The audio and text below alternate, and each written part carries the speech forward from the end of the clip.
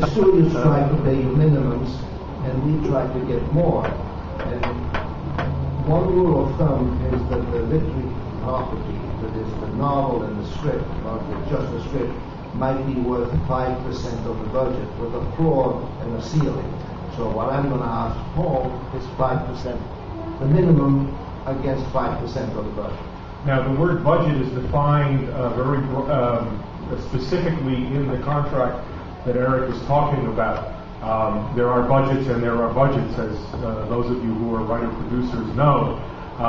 And what we're talking about is a defined term. Usually the shorthand for it is the final shooting budget, excluding agency commissions, finance charges, and the studio will try to exclude as much as possible from that definition of budget, and Eric will try to include as much as possible from that definition of budget. And I'm one of the great experts in catastrophes because I represent the Michael Cimino, the Heaven's Gate, and various others. So what the studio wants to do is limit it to budget, not cost, because if the picture costs more money than the budget, the writer should not benefit from that disaster. And usually the reason that the cost is much higher than the budget, the argument is that the reason that the cost is usually so much higher than the budget is because of the actor, because of the director, because of something else, but not because of the writer, of course.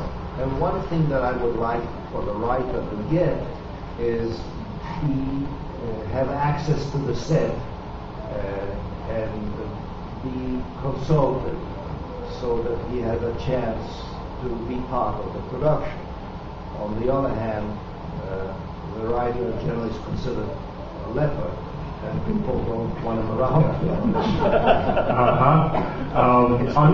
Unlike the Screen Actors Guild and unlike the Directors Guild, where, for example, if the set is more than 100 miles away from where the director or the actor lives, you have to fly that actor first class or that director first class to the location, put him up in a first class hotel and all of that. The Writers Guild has no provisions on this area whatsoever because it's rare that the studio will even give the writer a room at the Motel 6 near the set to stay in to be able to participate meaningfully in the final shooting script. And it's the joke of the Polish starlet who will sleep with the writer. You know, the advancement. There you go. From the director. So the deal that Eric wants and that the studio will end up giving only if it, my executive comes to me and says, we really have to get this script. This is a terrific script. I don't tell Eric how much the studio actually wants this script, but I just tell him that, we'll give you 5%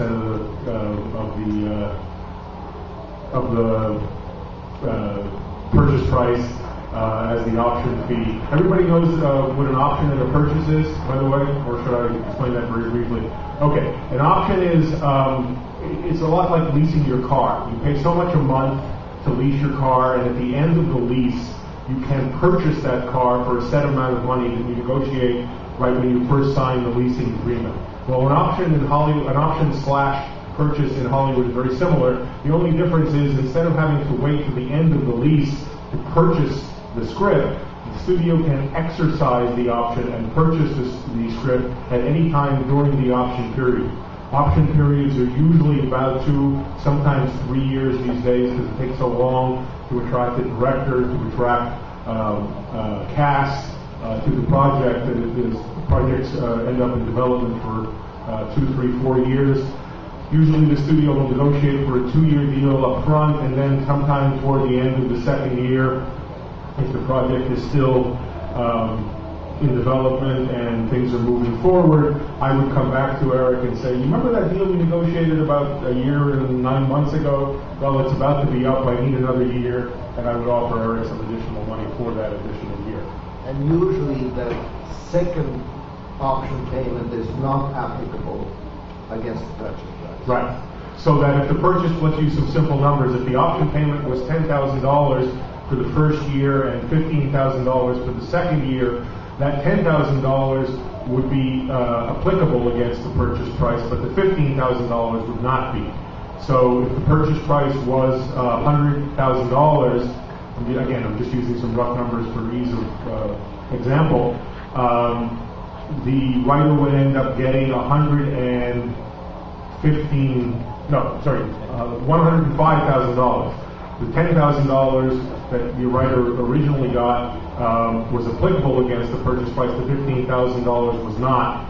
So the writer would get a purchase price of $105,000 when the option was exercised. And usually the studio tries to extend the option period if there's an event of force majeure. Yes. Like, it's hard to conceive of, but shouldn't there be a strike, for example? In every option agreement that I've ever drafted, and I'm sure Eric is the same way when he represents the producer that's by the way, it's almost always the lawyer that represents the optionor, the one who is doing the option with the writer, that will end up drafting up the long-form contract. And in every contract that I've ever drafted on behalf of a producer or on behalf of Warner Brothers, when I was in Warner Brothers, there is this clause that says that the option period is told. The clock stops ticking for whatever period of time there's a force majeure event. For example, in addition to the strike that's happening now, years ago when the Northridge earthquake hit, that was a force majeure event, which people argued it would toll the option period, and the only question was for how long. You know, how long did that force majeure event actually last? Was it the 14 minutes of that the earthquake actually lasted, or the 4 minutes, or whatever it was that the earthquake actually lasted, or was it for some reasonable period of time after until the studios were back up and running? And the answer was the latter. It was for some reasonable period of time until the studios were back functioning at 100%. And there's all kinds of definitions of force majeure. War, for example. I negotiated a deal in China where I needed the Chinese army, and their definition of force majeure is they did not have to supply the army if there was a war with Russia. Any other war was fine, but the one with Russia, they didn't have to supply the army.